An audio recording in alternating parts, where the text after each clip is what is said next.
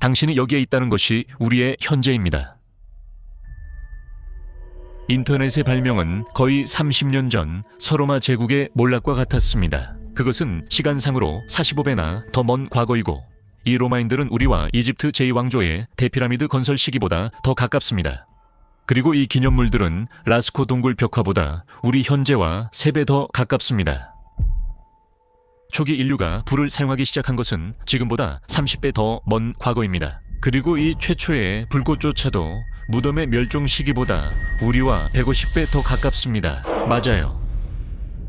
아무튼 우리보다 훨씬 앞선 아찔할 정도로 긴 시간들을 살펴보면 우리는 금세 수천 년이라는 시간과 마주하게 됩니다. 수백만, 심지어 수십억 년이라는 시간은 상상하기조차 극도로 어렵고 거의 피할 수 없이 우리 손에서 미끄러져 나가버립니다.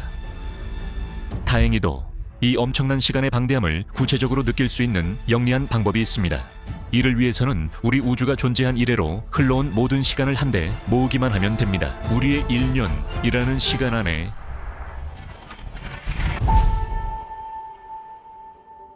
이렇게 해서 우주의 138억 년의 역사를 압축하여 우리의 1년이라는 시간 안에 모두 담는 것입니다. 이렇게 하면 각 달이 11억 5천만 년, 각 날이 378만 년, 각 시간이 160만 년, 각 분이 2만 6천 년, 각 초가 438년에 해당하는 달력이 만들어집니다. 이제 이 우주 달력을 통해 1월 1일에 우주의 탄생으로 시작해서 12월 30일 밤 자정 바로 우리가 있는 현재에 이르는 것이 가능해집니다. 엄청난 시간의 길이를 한눈에 볼 수 있게 하고 우리와 매우 먼 과거에 일어난 사건들과 우리 사이에 존재하는 어마어마한 시간적 거리를 실감나게 느낄 수 있게 해줍니다. 시간 여행을 위해 안전벨트를 매세요. 여러분은 이제 몇 분 만에 우리 우주의 138억 년 역사를 훑어보게 될 것입니다. 이야기는 1월 1일 자정에 시작됩니다. 그리고 막 시작된 우주는 우리가 오늘날 알고 있는 우주와는 전혀 다른 모습입니다. 왜냐하면 그때는 별도, 은하도 없었고 수십억 도의 온도임에도 불구하고 볼 수 있는 것은 아무것도 없었기 때문입니다. 우주는 너무 뜨겁고 밀도가 높아서 빛조차도 그 안을 통과할 수 없었습니다. 그리고 갑자기 우주가 모든 곳에서 동시에 15분이 되었을 때 거의 순식간에 불투명해서 투명으로 변하면서 엄청난 강도의 섬광을 만들어냅니다. 다음 찰나의 순간 다시 어둠 속으로 빠져들기 전에 여전히 별이 없는 이 우주에서 어둠은 거의 일주일 동안 지배하게 됩니다. 그 기간 동안 완전한 어둠 속에서 아주 미세한 밀도, 변화가 고르게 흩어진 물질의 구조를 만들도록 강요합니다. 천천히 수백만 광년에 달하는 긴 필라멘트들이 모여들기 시작하고 거대한 우주 거미줄의 초기 형태를 그려나가기 시작합니다. 그리고 바로 이 최초의 우주 구조 안에서 중력의 영향으로 1월 6일경의 거대한 가스 구름들이 스스로 붕괴하기 시작합니다. 물질을 수천만 도까지 압축하여 가열함으로써 이 가스 구름들은 우주의 첫 번째 별들을 탄생시키고 우주를 어둠에서 벗어나게 합니다. 이 별들은 시간을 지배하던 어둠의 밤을 끝내지만 너무나 거대해서 빠르게 연소되어 단 몇 시간만 존재합니다. 최대 몇 시간만 존재하다가 거대한 물질과 방사선 분출 속에 죽음을 맞이합니다. 그리고 상상할 수 없는 시간이 계속 흘러갑니다. 현실에서는 1억 년이 지난 후지만 우리 달력으로는 겨우 3일에 불과합니다. 우주 필라멘트에서 가장 밀도가 높은 지역에서는 우주의 최초 은하들이 형성되기 시작합니다. 아직 어떤 은하도 웅장한 나선팔을 가지고 있지 않으며 모두 불규칙한 형태이고 매우 격렬하게 요동치고 있습니다. 이 주가 더 지나면 수천억 개의 별을 탄생시킬 수 있을 만큼의 가스와 먼지를 포함한 거대한 물질 집합체가 구조를 갖추기 시작합니다. 수십만 광년에 이르는 거대한 크기의 배아가 탄생하게 되는데 이런 것들은 이미 우주 곳곳에 수십억 개가 존재합니다. 하지만 이 배아는 뭔가 특별한 점이 있습니다. 이것은 훗날 우리 은하, 즉 은하수가 될 것이고 시간은 2월 내내 계속 흘러갑니다. 우주 곳곳에서 은하들이 생겨나고 이상한 우주 발레를 펼치며 계속 움직입니다. 이 춤은 한 번도 멈춘 적이 없습니다. 앞으로 몇 주 동안 서로를 끌어당기며 이 은하들은 모여서 은하단이라는 거대한 구조를 형성하게 됩니다. 이 은하단은 수만 개의 은하를 포함할 수 있으며 그 안에서 은하들은 중력의 전쟁 놀이를 하듯 서로 스치고 충돌하고 때로는 시속 수백만 킬로미터로 부딪히기도 합니다. 이 거대한 집합체 중 하나에 갇혀있는 우리 은하는 더 작은 은하들을 계속 흡수하면서 여전히 성장 단계에 있습니다. 이 거대한 가스 구름 안에서는 별이 만들어지는 물결이 엄청난 속도로 일어납니다. 그리고 그 중심에서는 정기적으로 그리고 달력상 몇 시간 동안 퀘이사가 밝게 빛납니다. 왜냐하면 우주의 거의 모든 은하 중심에 자리 잡고 있는 초대 질량 블랙홀들은 이런 격동의 몇 주 동안 정기적으로 엄청난 양의 가스와 때로는 전체 별까지도 집어삼키기 때문입니다. 그 과정에서 그들만의 물질의 장관을 만들어냅니다. 자신들의 은해에 있는 수십억 개의 별들이 모두 합쳐진 것보다도 더 밝게 빛나던 이 초활성 은하 중심들은 약 한 달이 지난 후 점차 안정되기 시작하고 그중 일부는 이제 조직적인 형태를 갖추게 됩니다. 두 개의 주요 은하 계열이 과거의 충돌에 의해 형성되고 있습니다. 타원 은하는 더 오래되고 더 거대하며 이곳에서는 별의 형성이 점차 멈추고 있습니다. 그리고 우리 은하수처럼 나선형 은하들은 대규모 충돌로부터 비교적 영향을 덜 받았습니다. 그리고 우주는 계속 진화하고 있으며 수십억 년의 시간이 실제로는 우주 달력의 척도에서 흘러가고 있습니다. 우리 은하에서 회전하는 가스 구름들이 서로 얽히고 영향을 주고받으면서 나선팔에 있는 원반 형태를 갖추기까지는 2달이 더 필요합니다. 이러한 비옥한 지역들, 즉 진정한 별의 공장 안에서 수십억 개의 새로운 별들이 탄생합니다. 이 별들은 이미 우리 은하수를 이루고 있는 훨씬 더 많은 별들에 추가되지만 그중 어느 것도 우리의 태양은 아닙니다. 현실에서는 엄청난 시간이 흘러가게 됩니다. 달력상으로는 석 달 반 동안 우주의 모든 곳에서 우리 은에서도 별들이 태어나고 살아가며 때로는 죽기도 합니다. 성운이 찢어지고 성간가스 구름이 스스로 붕괴합니다. 그리고 8월 31일 수많은 은하들처럼 나선팔이 두 번째로 뻗은 은하에서 하지만 가장 특별한 은하, 바로 우리의 은하에서 수많은 광년의 지름에 걸쳐 흩어져 있는 거대한 분자 가스와 먼지 구름이 자신의 중력에 의해 수축하기 시작합니다. 이런 일은 이미 수십억 번이나 일어났고 앞으로도 계속 일어날 것입니다. 하지만 이 구름은 특별한 점이 있습니다. 바로 이 구름이 우리의 태양을 탄생시킬 것이기 때문입니다. 자기 자신을 향해 붕괴하면서 가스층이 회전을 시작하고 몇 시간 만에 실제로는 500만 년에 걸쳐 중력과 회전에 결합된 영향으로 가스와 먼지 구름의 일부분이 퍼지게 됩니다. 그리고 그 구름은 소용돌이 원반으로 변하고 그 안에서 달력상 몇 분, 실제로는 수천 년 동안 변화가 일어납니다. 현실에서는 충돌 때마다 수 킬로미터 크기의 큰 덩어리가 만들어집니다. 이 덩어리들이 새로운 세계의 시작점이 됩니다. 대부분의 물질은 중심으로 빨려 들어가 쌓이게 되고 그곳에서 평범한 별이 빛나기 시작합니다. 결국 달력으로 따지면 하루 조금 넘는 시간 동안 초기 구름의 물질 중 99.9%가 별 안에 모이게 됩니다. 그리고 9월 1일 이른 아침, 자신의 이름을 딴 이 시스템의 중심에는 왕이 자리 잡고 있습니다. 태양, 그 주위를 아직 불안정하고 완전히 정리되지 않은 궤도를 따라 여전히 성장 단계에 있는 행성들이 돌고 있습니다. 몇십 시간 후 이 시스템은 안정되었습니다. 막 태어난 암석 행성들 중 하나가 곧 우리의 행성이 될 것입니다. 이 생각에 잠시 멈춰봅시다. 지구가 등장했을 때 우주의 나이 중 3분의 2가 이미 흘렀고 우리의 소중한 푸른 행성은 그때는 붉은 세계였습니다. 지구는 뜨겁게 불타는 지옥이었고 용암이 흐르는 암석으로 덮여 끊임없이 운석이 떨어졌습니다. 이 충돌로 인해 지구는 무거운 금속들로 풍부해졌고 이 금속들은 행성의 중심으로 흘러들어가 핵, 즉 금속성의 중심부를 형성하게 됩니다. 이 핵은 오늘날까지도 우리를 보호하는 지구 자기장의 원동력이 됩니다. 태양 방사선으로부터 말이죠.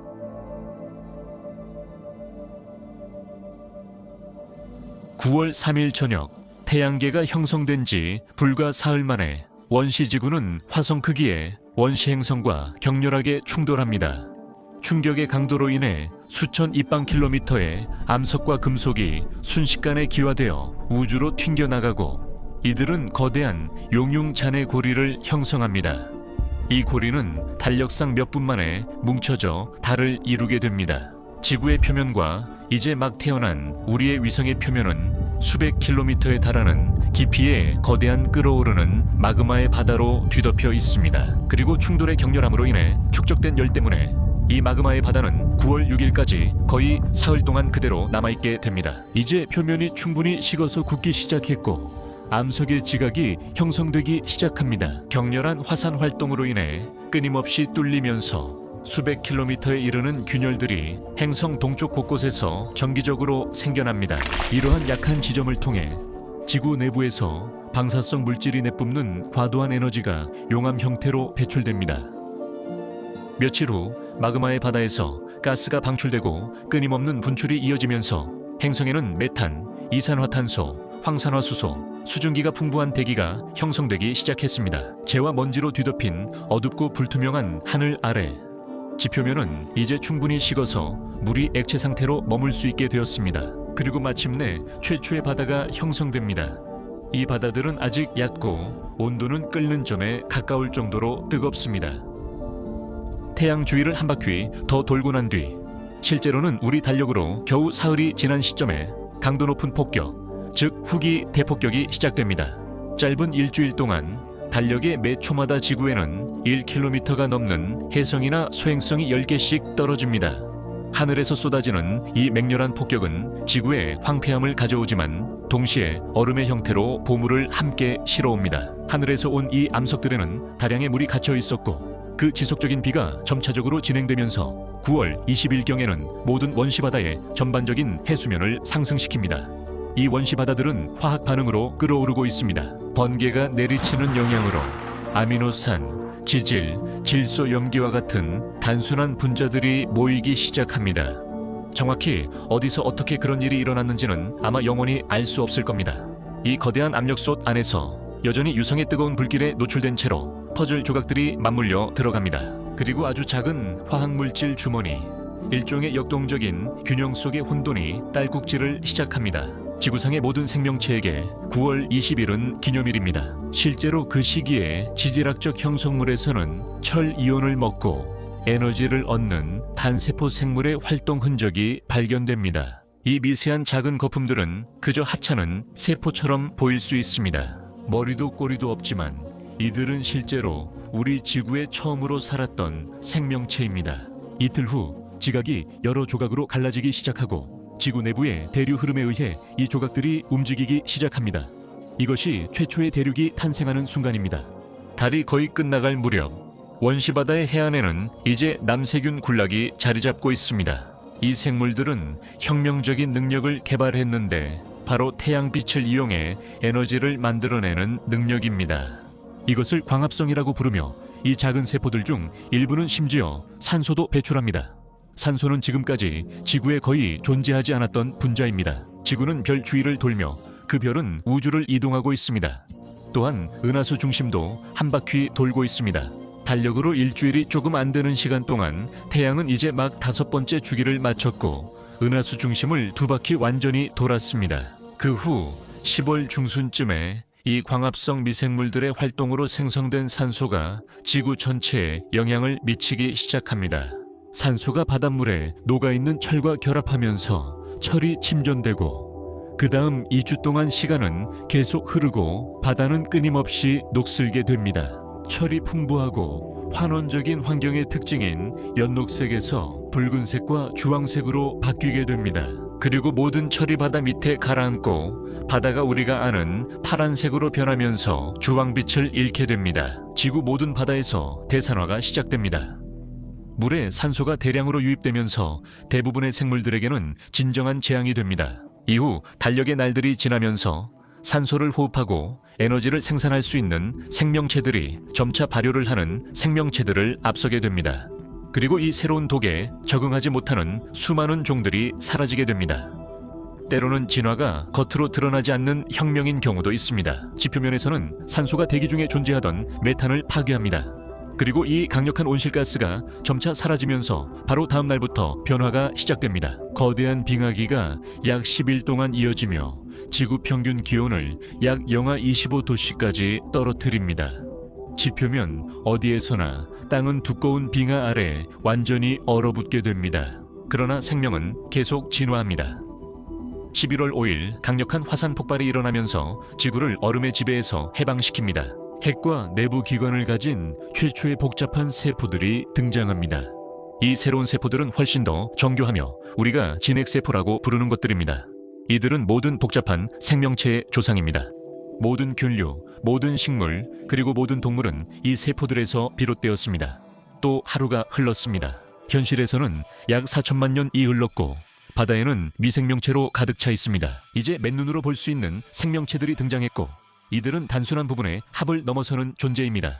11월 6일 이전에는 모든 생명체가 거의 대부분 맨눈으로 볼 수 없는 박테리아였습니다. 그리고 이들은 물살에 떠다니거나 군집을 이루며 살아갔습니다. 하지만 이제 일부 복잡한 세포들이 모여 최초의 다세포 생물체를 이루기 시작했습니다.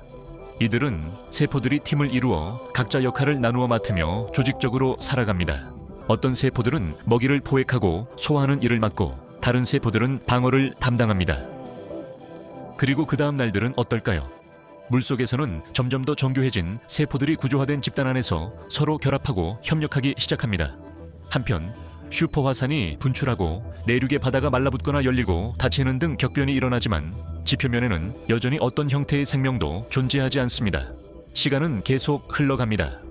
11월 12일 산소가 바다에서 임계 농도에 도달하자 대기 중으로 대량으로 방출되기 시작합니다. 그리고 이제 지상도 문자 그대로 녹슬기 시작합니다.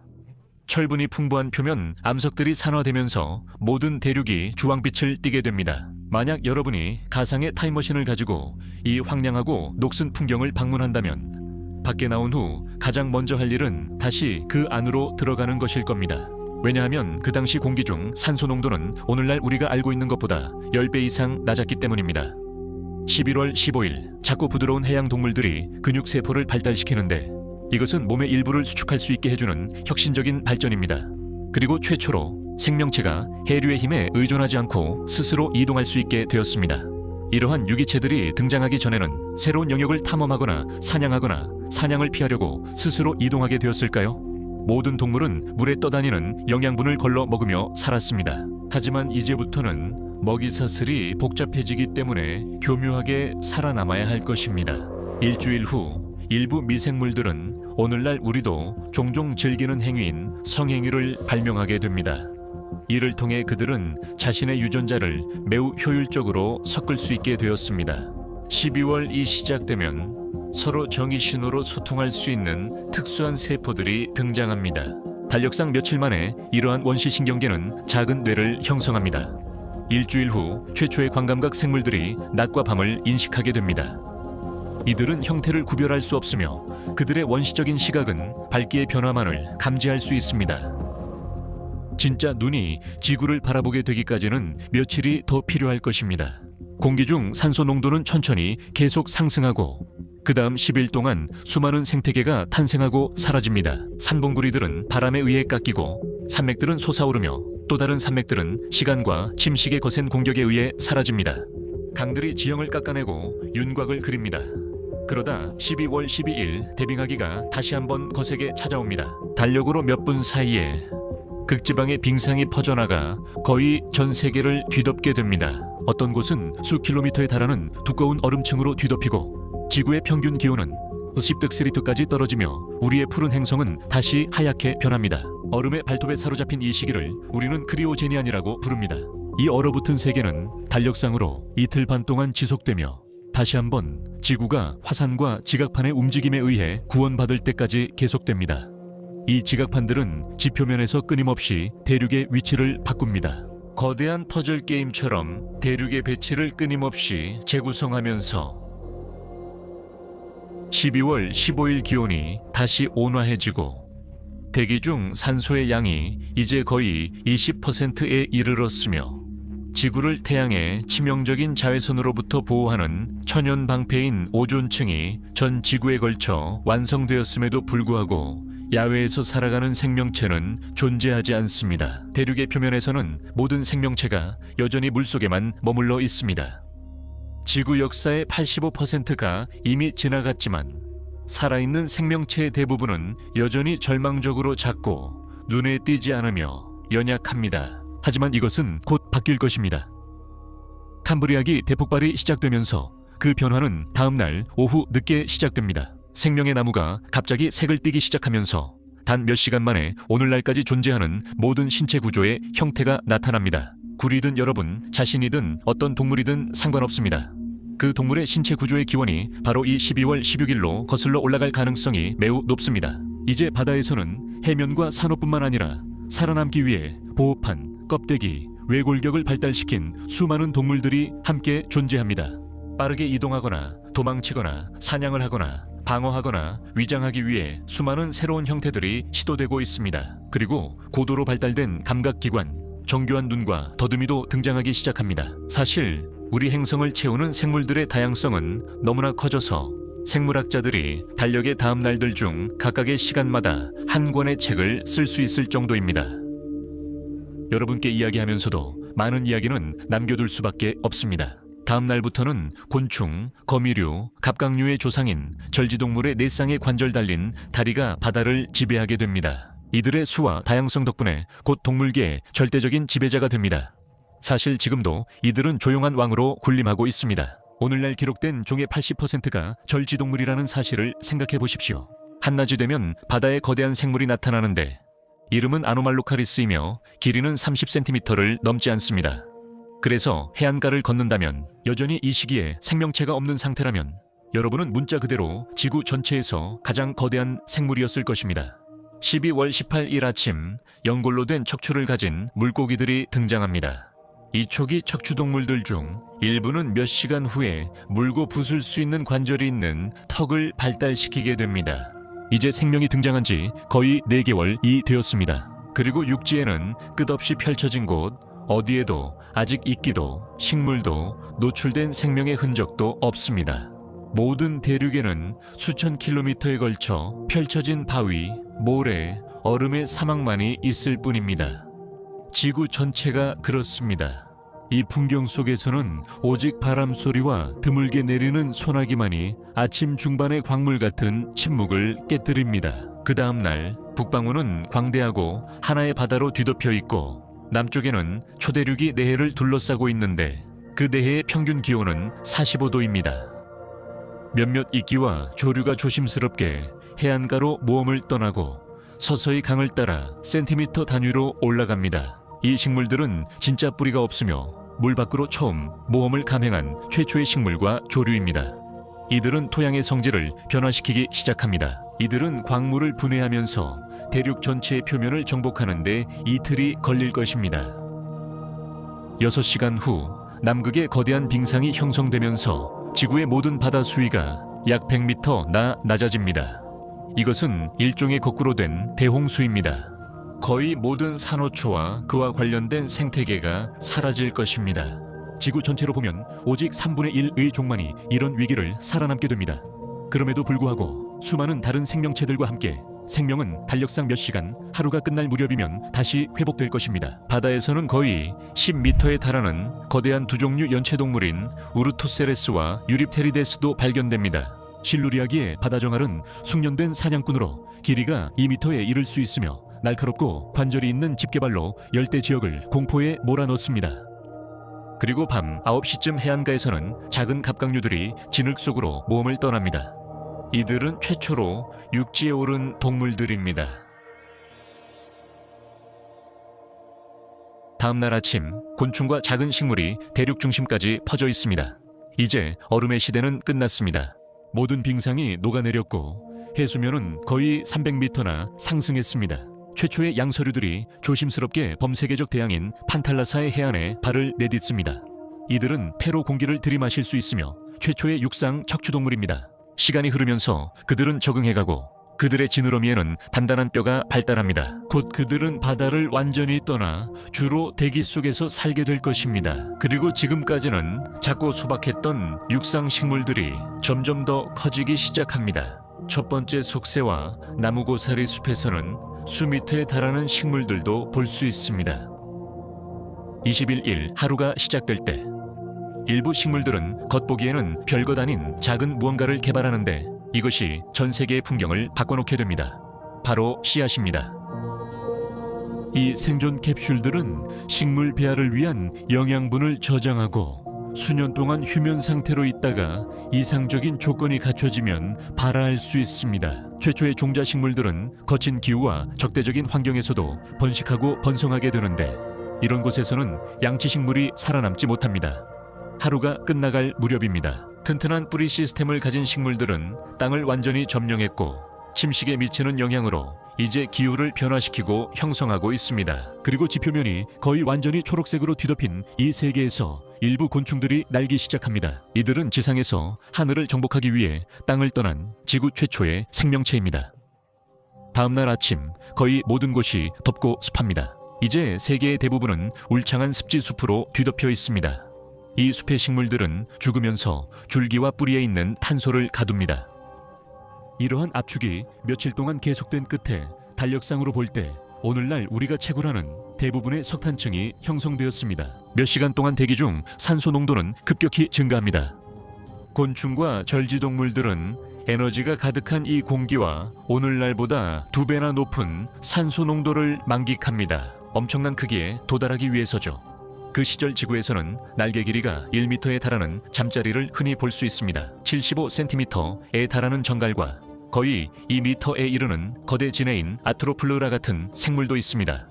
이들은 숲속에서 기어다니며 공포의 존재로 군림했습니다. 정기적으로 대형 산불이 일어났습니다. 왜냐하면 이처럼 산소가 풍부한 세계에서는 모든 것이 더 쉽게 불에 타고 번개가 치면 종종 걷잡을 수 없는 산불로 이어졌기 때문입니다.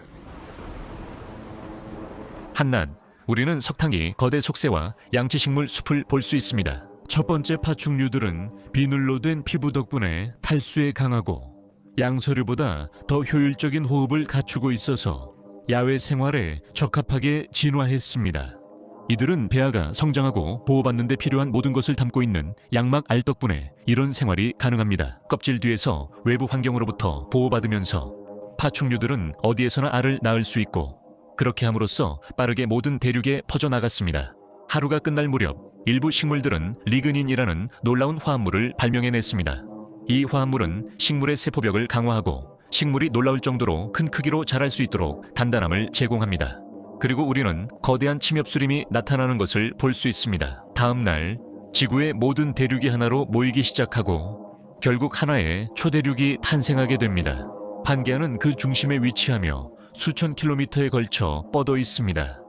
거대한 산맥, 헤르시니아 산맥이 있는데 그 본구리들은 히말라야의 가장 높은 산들과 맞먹는 높이를 자랑합니다. 오늘날 이러한 뚜렷한 지형의 존재는 기후를 근본적으로 변화시킬 것입니다. 오후 늦게 헤르시니아 산맥.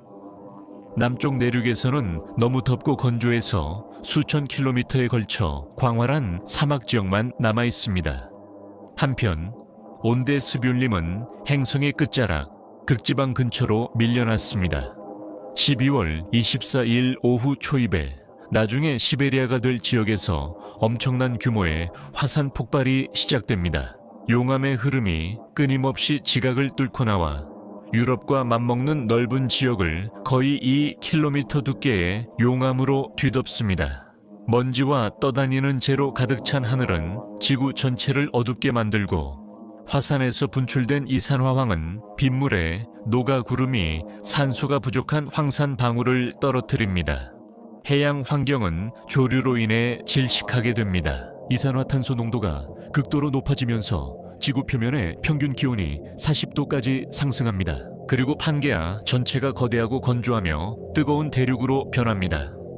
지구가 겪었던 가장 극심한 생물학적 위기가 끝날 때 대륙에 살던 종의 70%와 바다에 살던 종의 95%가 지구상에서 사라졌습니다. 이 거대한 화산 폭발은 달력상으로 약 20분 동안 지속되었습니다. 하지만 전체적으로 생명체가 복잡한 생태계를 재건하는 데는 반나절이 걸릴 것이고 이처럼 갑작스러운 대멸종 이전과 비슷한 생물 다양성을 회복하는 데는 거의 3일이 걸릴 것입니다. 크리스마스 날 최초의 공룡들이 등장합니다. 그들의 계보는 곧 세상을 지배하게 될 것입니다.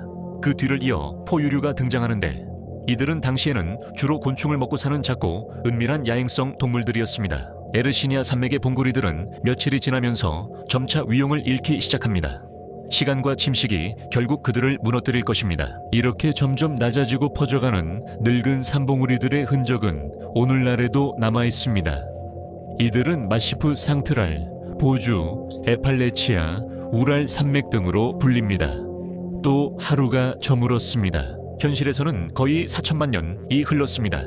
그리고 12월 26일 저녁이 시작될 무렵 지구의 모든 대륙이 분열되기 시작합니다. 지각의 힘과 약점이 교차하는 선을 따라 이런 분열이 일어납니다.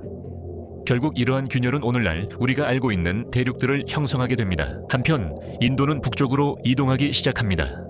인도는 유라시아와 충돌하기 전에 바다를 건너는데 3일이 걸릴 것입니다. 12월 27일 트라이아스기 말에 건조한 사막은 무성한 열대 우림으로 대체되었습니다. 우리는 듀락이 월드에 들어섰습니다. 나중에 서유럽이 될 대부분의 지역은 당시 거대한 섬들의 연쇄로 얕고 열대적인 바다에 둘러싸여 있었고 그 바다는 산호초가 풍부했습니다. 여러분은 아마도 이 엽서 속 이상적인 풍경에 따뜻한 바다에서 수영하고 싶지 않았을 겁니다. 왜냐하면 수면 아래에는 이크티오사우루스나 플래시오사우루스처럼 길이가 10m에 달하는 거대한 포식자들이 빠르게 헤엄치고 있었기 때문입니다. 하늘에는 익룡, 즉 날아다니는 파충류들이 지배하고 있었습니다. 12월 27일 오후 이 하늘에는 활공이 가능한 깃털 달린 작은 공룡들이 합류하게 됩니다. 달력상으로 몇 시간이 지나자 그들은 이미 날고 있었습니다. 이것이 바로 쥐라기 시대의 장대한 풍경 속에서 최초의 새가 탄생하는 순간입니다. 이제 포유류들은 모든 생태적 지위를 차지하고 있지만 크기는 거의 10cm를 넘지 않습니다. 대부분은 나무 위나 구멍 속에서 삽니다. 이들에게는 작게나마 조용히 지내는 것이 좋은 선택입니다. 왜냐하면 정글의 왕인 공룡들이 저녁이 시작될 무렵 거대와 경쟁을 시작했기 때문입니다. 저녁 7시쯤에는 스테고사우루스와 알로사우루스가 등장하고 밤 11시쯤에도 마찬가지입니다. 광활한 침엽수림에는 지상에서 가장 거대한 동물들이 돌아다니고 있습니다. 사우로포드들은 그 무게가 코끼리의 20배에 달할 수 있습니다. 다음 날에도 공룡들은 계속해서 지배자로 군림합니다.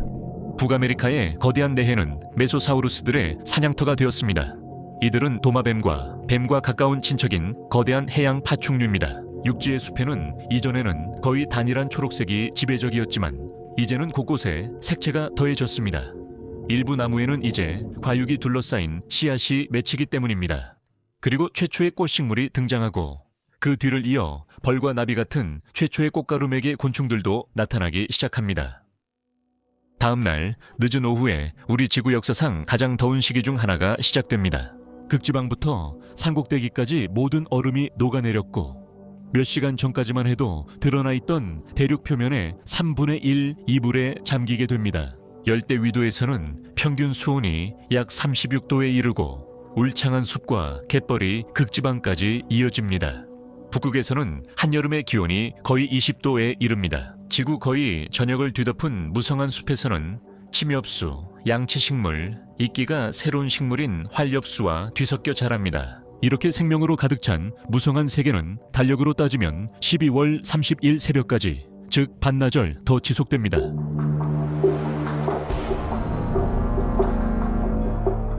오전 6시 30분 축제는 갑자기 멈춥니다. 지름이 약 10km에 달하는 소행성이 시속 6만 5천 km로 지구와 충돌하면서 지름 180km의 분화구를 남기고 세상은 폐허가 됩니다. 충돌의 강력한 힘으로 대기 중에 분출된 먼지들이 전 세계 대부분 지역에서 낮을 밤으로 바꿔버립니다. 달력의 시간 척도로 보면 이체로 뒤덮인 하늘은 0.1초 만에 사라집니다. 당시 지구에 살던 종의 75%에게는 그곳에서 역사가 끝나버립니다. 비조류 공룡들에게는 우리 달력 기준으로 4일 반 동안 이어진 비할 데 없는 지배의 끝이었습니다. 몇 시간 후 식생이 다시 자라기 시작하며 큰 온대 화렵수림도 마찬가지입니다. 에너지를 아끼기 위해 화렵수들은 잎을 떨어뜨리는 법을 배우며 겨울을 대비해 잎을 버립니다. 그 과정에서 의도치 않게 가을의 색을 만들어냅니다. 오전 10시쯤 남아메리카에 거대한 새들이 나타납니다. 이 새들은 날지 못하고 키가 3m에 달하며 몸무게는 200kg이 넘을 수 있습니다. 이 지역의 열대우림에는 거대한 민물 거북이 살고 있습니다. 이 거북이들은 악어를 먹을 수 있고 13m에 달하는 2톤짜리 뱀도 있습니다. 바로 티타노보아입니다. 몇 시간 후면 이 종들은 사라질 것입니다. 그리고 다시 빙상이 어깨를 덮으며 물을 얼음 형태로 저장하게 되고 이들은 사라지며 북아메리카, 아프리카 등지의 내륙 바다를 말라버리게 할 것입니다. 오후 1시가 채 되지 않았을 때 온도계의 수은주가 급격히 오르기 시작합니다. 지구의 평균 기온이 45초 만에 8도나 상승할 것입니다. 오후 5시 최초의 비행 포유류인 박쥐와 그들의 커다란 손이 날아오릅니다. 1시간 뒤 중앙아시아 평원에 안드로우사르쿠스가 나타납니다. 이 동물은 스테로이드를 맞은 하이에나와 비슷합니다. 어깨 높이 1.8m, 몸무게 800kg에 달합니다. 육지에서는 고래의 조상들이 다시 물로 돌아가기 시작합니다. 더 잘 숨쉬기 위해 콧구멍이 머리 위로 이동합니다. 밤 10시가 되면 이들은 완전히 물속에서 지냅니다. 일부 바실로사우루스는 무서운 포식자로 길이가 거의 20m에 달하고 무게는 60톤에 이릅니다. 밤 11시가 되면 중앙아시아의 열대숲의 거대한 포유류 한 종이 등장합니다. 4층 건물만큼이나 키가 크고 그 거대한 몸집을 지구 표면 위로 끌고 다닐 것입니다. 드디어 한 해의 마지막 날이 되었습니다. 이제 대륙의 배치는 오늘날 우리가 알고 있는 모습과 거의 비슷해졌습니다. 오전 10시쯤 바다에는 메갈로돈이라는 상어종이 등장하는데 이 상어는 백상아리보다 최대 3배나 더 거대할 수 있습니다. 그리고 이 상어는 하루가 지나기도 전에 사라지게 됩니다. 우리를 포함한 모든 유인원의 조상들은 오후 2시가 조금 지난 후에 등장합니다. 이들은 물건을 잡는 손과 머리 앞쪽의 눈으로 입체적으로 보고 거리를 판단할 수 있습니다. 그리고 그들의 뇌도 점점 더 발달하게 됩니다. 이 영장류들은 점점 더 다양한 숲 환경을 차지하게 됩니다. 저녁 7시 30분이 되면 우리는 최초의 인류와 두 발로 걷는 존재들을 만납니다. 이들은 두 다리로 서서 손으로 도구를 다룰 수 있었습니다. 45분이 더 지나 저녁 8시 15분이 되면 지브롤터 해협이 판구조 운동의 영향으로 닫히게 됩니다. 대서양에서 물이 공급되지 않게 되자 지중해는 달력상 몇 초 만에 거의 완전히 증발해버립니다. 그 자리에 해수면보다 낮고 곳에 따라 2500m 나깊은 소금 사막이 남게 됩니다. 이 인상적인 말라버린 분지는 격렬한 지진이 해협을 다시 열기 전까지 약 30분 동안 그 자리에 남아있게 됩니다. 그리고 아마존 강이 1000배에 달하는 엄청난 양의 물이 순식간에 다시 태어나는 지중해를 채우게 됩니다. 대서양에서 밀려온 이 엄청난 홍수가 끝나면 지구상의 모든 바다의 해수면이 거의 6m나 낮아지게 됩니다. 15분 후 밤 9시에 오스트랄로피테쿠스가 등장하고 이어서 호모 속의 많은 다른 종들도 탄생하게 됩니다. 밤 10시 20분에는 호모 하빌리스가 등장하고 밤 10시 30분에는 호모 루돌펜시스, 밤 10시 40분에는 최초로 석기를 만든 호모 에르가스터가 나타납니다. 30분 후에는 호모 에렉투스가 등장하는데 그는 최초로 음식을 익혀먹은 인류입니다. 밤 11시 44분에는 네안데르탈 여성과 남성이 등장합니다. 불을 다루고 보존하며 죽은 이를 매장하고 장신구를 착용합니다. 그리고 마침내 호모 사피엔스가 세상 무대에 등장할 때 시계는 밤 11시 48분을 가리킵니다. 그때 우리 종은 아프리카에만 존재했습니다. 10분 후 우리는 아메리카와 남극을 제외한 모든 대륙에서 우리의 흔적을 찾을 수 있게 됩니다. 밤 11시 58분에 우리는 최초의 조각과 그림을 만듭니다. 그때 지구 전체에 우리 인류는 수십만 명에 불과했지만 잘 조직되어 있었습니다. 우리는 돌을 다듬고 불을 다루는 법을 익혔습니다. 이미 상당한 영향력을 가지고 있었고 우리의 이주가 이어지면서 1톤이 넘는 다른 육상동물의 80%가 사라지게 됩니다. 호주에서는 최초의 인류가 대륙에 도착한 후 30초 만에 메가파우나 16종 중 15종이 멸종합니다. 언어 덕분에 우리의 생각과 혁신은 개인이 죽더라도 머리에서 머리로 전해지며 살아남을 수 있습니다. 이것이 우리가 매번 처음부터 다시 시작하지 않게 해줍니다. 사물과 동작 모두 점점 더 완벽해지고 축적됩니다. 그리고 수천 세대에 걸쳐 우리는 점점 더 복잡한 도구를 만들고 뼈를 가공하며 날과 작사를 만들기 시작했습니다. 23시 58분 30초가 지났을 때 우리는 베링 해협을 건너 아메리카 대륙을 정착하기 시작합니다. 23시 58분 48초가 지났을 때 우리는 숍의 동굴벽에 그림을 그립니다. 우리가 함께 지내고 사냥하는 동물들의 이야기입니다. 23시 58분 50초가 지났을 때 우리가 마주치고 약 40초 동안 함께 살았던 네안데르탈인이 사라집니다. 그리고 바로 그쯤 23시 59분입니다. 늑대들과 친하게 지내다 보니 결국 그들을 길들여서 개로 만들었습니다.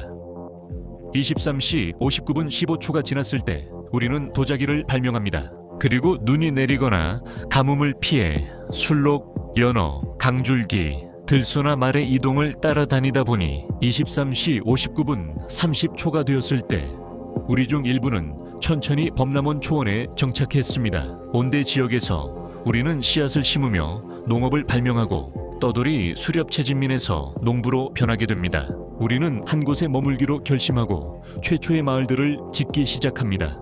5초 후 지구 전체에는 약 500만 명의 인구가 살고 있습니다. 이는 오늘날 뉴질랜드의 인구와 거의 비슷한 수치입니다. 그리고 그 다음 10초 동안 우리는 밀과 기장, 쌀, 바나나와 타로, 감자, 옥수수, 호박, 콩을 재배하는 법을 배웁니다. 그리고 우리가 식물을 길들이고 변형시키는 동안 동물들도 마찬가지로 길들입니다. 염소, 양, 소와 제부, 돼지, 닭, 그리고 고양이도 차례로 길들여집니다.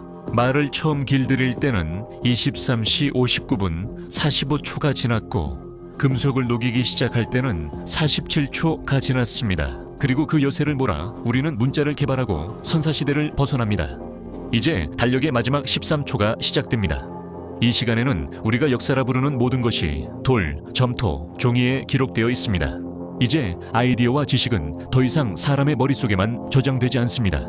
그래서 그것들은 원래의 문화권을 넘어 빠르게 축적되고 퍼져나갑니다. 초침이 아직 한 초도 더 가지 않았는데 그 사이에 수확량을 집계할 수 있는 기술이 등장했습니다. 법을 제정하는 것도 이야기를 들려주는 것과 같습니다. 최초의 거대한 문명들이 메소포타미아, 인더스 계곡, 그리고 이집트에서 탄생합니다. 2초가 더 지나면 거대한 피라미드가 세워지고 초침이 3번 움직이는 사이에 청동과 철의 금속 가공 기술을 익히게 됩니다. 알파벳이 등장하고 엘르온, 아테네나 로마와 같은 도시들을 건설합니다. 지구 전체로 보면 우리는 이제 막 현재 이집트 인구인 1억 명을 넘어섰습니다.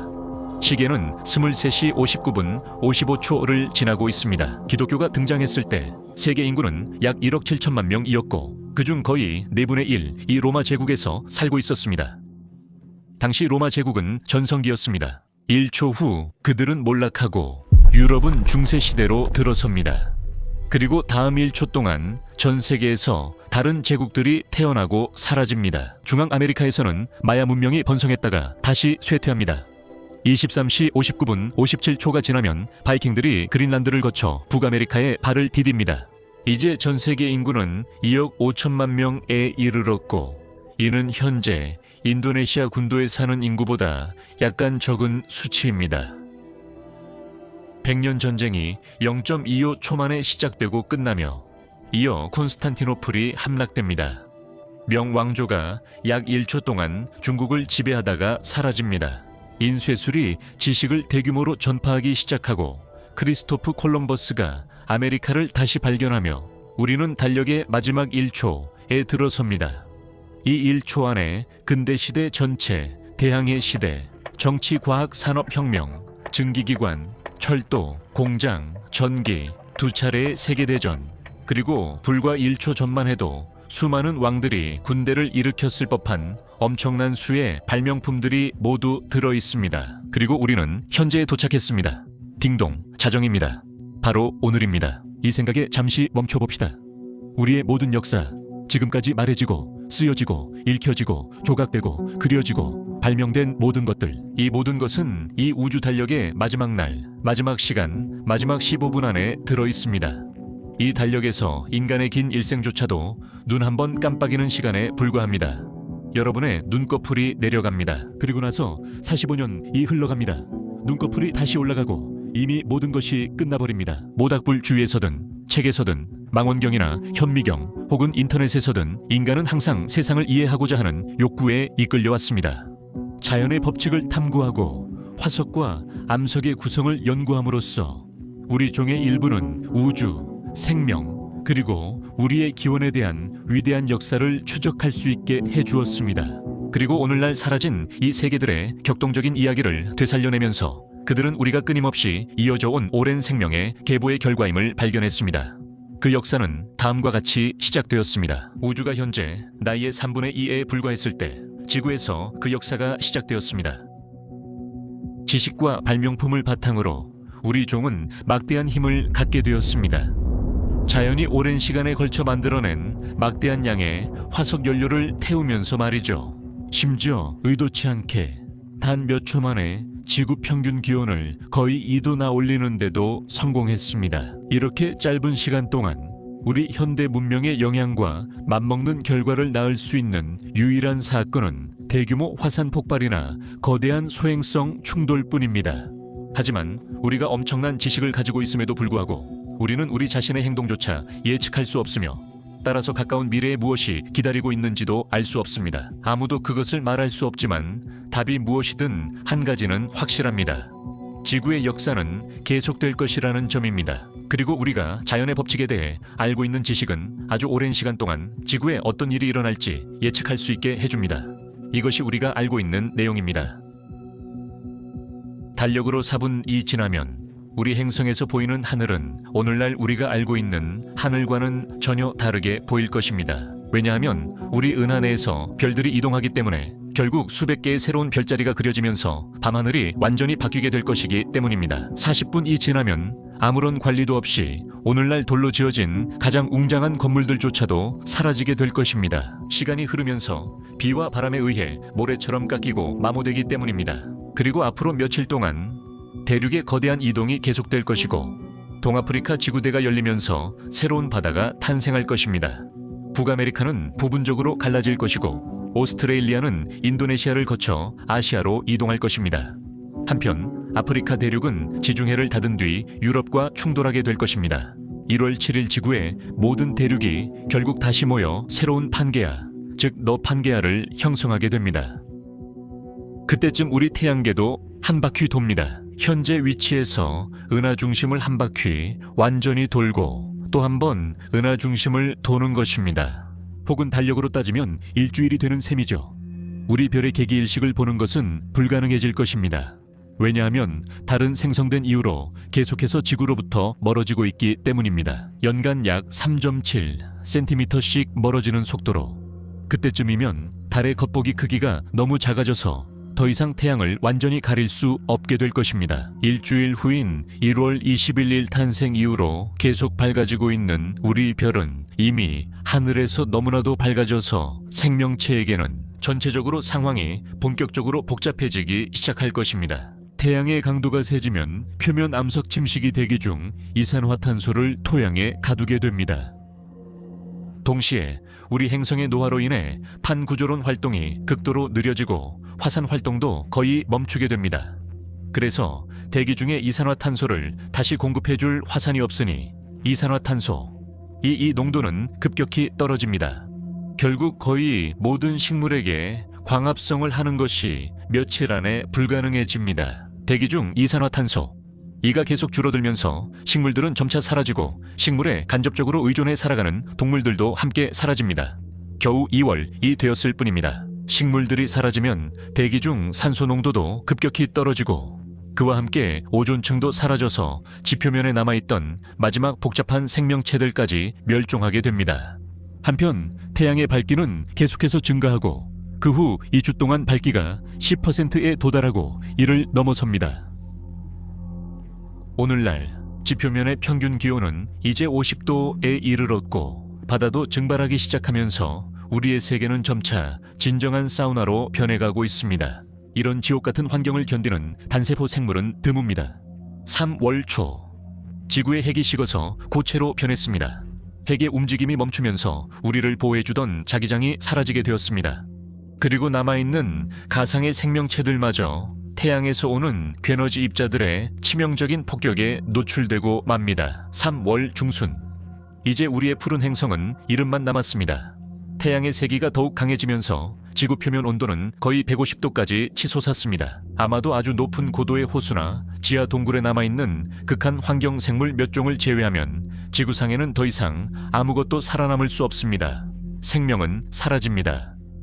한 달 후 변화하는 하늘을 감상할 복잡한 생명체는 아무도 남아있지 않습니다. 안드로메다 은하가 이미 몇 주 전부터 맨눈으로 뚜렷하게 보이기 시작했고 이제 은하수와 합쳐지기 시작합니다. 그 후 몇 달 동안 두 은하는 서로 뒤섞이고 그 안을 이루는 가스와 먼지 구름이 교란되면서 수억 개의 새로운 별이 탄생하게 됩니다. 이렇게 두 은하는 함께 밀코메다라고 불리는 거대한 은하를 형성하게 됩니다. 그리고 거대한 빛으로 가득한 밤하늘 아래에서 태양의 죽음이 시작됩니다. 미매 그리고 중심부의 수소를 모두 소진한 후 우리의 별은 주계열성을 떠나 적색거성으로 변하기 시작합니다. 6주 후 태양은 오늘날보다 2700배 더 밝아졌습니다. 그리고 반지름이 250배로 팽창하면서 수성과 금성을 증발시켰습니다. 그리고 태양의 분노가 지구 표면을 핥으며 지구를 탄생시킨 바로 그 태양에 의해 지구는 재로 변합니다. 이렇게 여러분을 포함해 여러분을 둘러싼 모든 것을 이루는 물질은 언젠가 태양의 바깥층에 있게 될 것입니다. 불과 며칠 만에 이 거대한 태양은 수축하며 사라질 것입니다. 이제 중심에는 사라진 태양을 대신해 거의 보이지도 않는 아주 작고 창백한 흰 점만이 남게 됩니다. 이것은 백색과일성이라고 불리는 죽어가는 별로 태양 질량의 50%가 지구보다 약간 더 큰 부피에 압축되어 있습니다. 그리고 그 주위에는 태양의 외곽층에서 방출된 가스층으로 이루어진 행성상 성운이 형성되었습니다. 이 죽은 별의 잔해는 더 이상 에너지원이 없어서 피할 수 없이 식어가고 불꽃이 남아있는 모든 것이 바로 우리의 태양입니다. 태양은 달력의 척도로 보면 1년이 조금 안 되는 시간 동안 존재하게 될 것입니다. 지금은 7월 중순이고 태양계의 역사는 끝났습니다. 하지만 미래의 밀코메다와 같은 은하는 여전히 수십억 개의 별들로 하늘이 가득 차 있기 때문에 태양을 계속 탄생시킬 수 있을 만큼 충분한 물질을 가지고 있습니다. 그 주위를 도는 수많은 행성들과 함께 우주의 다른 곳에서는 앞으로도 수백 년, 어쩌면 우주 달력으로 수천 년 동안 또 다른 이야기들이 계속해서 쓰여질 것입니다. 어떤 면에서 이 영상 제작에는 138억 년이 걸렸다고 할 수 있습니다. 템플러의 비밀을 공유하는 것을 망설이지 마세요. 여기 TPT패 링크가 있습니다. 우리 이전에는 뭐가 있었을 것 같으세요? 나는 이 세상이 늘 존재했다고 생각해. 그래, 이 세상은 원래부터 있었지. 그러면 예전에는 낮이 아니었다는 거야? 그건 네 마리 코끼리의 등에 얹혀 있고 그 코끼리들은 다시 거북이 위에 올라가 있어. 말도 안 되는 소리 하고 있네. 제 생각엔 우리 셋 다 틀린 것 같아요. 그래, 내 말이 맞는 것 같아. 내 생각엔 더 미친 일 같아.